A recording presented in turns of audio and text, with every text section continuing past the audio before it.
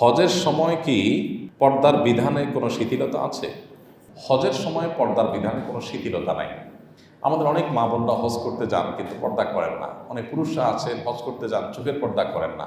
তাদের হজ নষ্ট হয়, হজের থেকে সওয়াবের চাইতে গুনাহ তাদের বেশি হবে। তো এই জন্য মা বোনরা যারা হজ করতে যাবেন তারা আগে ভাগে পর্দা পুশিদা করার প্ল্যান করে যাবেন। আপনার পর্দাহীনতা অনেক পুরুষের আমল নষ্ট করবে, তাদের হজকে নষ্ট করবে, জন্য আপনি দায়ী থাকবেন। এই জন্য আল্লাহর ওয়াস্তে হজ করতে যাওয়ার আগে পর্দার বিধান গুরুত্বটা বুঝে যাবেন। আপনি সেখানে গেলে বিভিন্ন দেশে মেয়েদেরকে দেখবেন তারা পর্দা করছে না সঠিকভাবে। এটা দেখে আপনি প্রতারিত হওয়ার কোনো কারণ নেই বা এটা বিভ্রান্তিতে পড়ার কোনো কারণ নেই, কারণ তারা ভুল করছে। কারণ ভুলটা আপনার জন্য রেফারেন্স হতে পারে না, আপনি কারো ভুলকে অনুসরণ করতে পারেন না।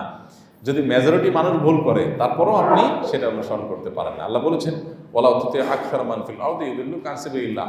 পৃথিবীতে বেশিরভাগ লোক কি করে এটা দেখে যদি তুমি চলতে যাও তাহলে তারা তোমাকে সঠিক পথ থেকে সরাই দেবে। এই জন্য হজের জন্য পর্দার বিধানে কোনো শিথিলতা নাই, বরং হজের জন্য একই বিধান প্রযোজ্য যেটা অন্য সময় প্রযোজ্য। আমাদের আয়েশা রাদিয়াল্লাহু তাআলা আনহার হাদিস আমরা জানি যে তিনি বলেছেন নবী করিম সাল্লাল্লাহু আলাইহি সাল্লামের সাথে তিনি যখন হজ করেছেন তখন তারা মুখ সাধারণত এহরামরত অবস্থা মুখ খোলা রাখতে হয় নারী পুরুষ সকলের, কিন্তু তিনি বলেছেন যখনই কোনো গায়রে মাহরাম পুরুষ এর সামনে যাওয়ার মতো পরিস্থিতি তৈরি হয়েছে বা রাস্তাঘাটে গেছি অন্য পুরুষদের চোখে পড়ার মতো পরিস্থিতি হয়েছে, সাথে সাথে আমরা মাথার কাপড় টেনে দিয়েছি। তার মানে মুখমণ্ডলকে আবৃত করার চেষ্টা করেছেন, পর্দার মধ্যে আনার চেষ্টা করেছেন। এখান থেকে বোঝা যায় যে মুখমণ্ডল পর্দার আওতাভুক্ত। তা নাহলে তিনি কেন পরপুরুষকে দেখে মাথার কাপড় মুখে টেনে দিয়েছেন?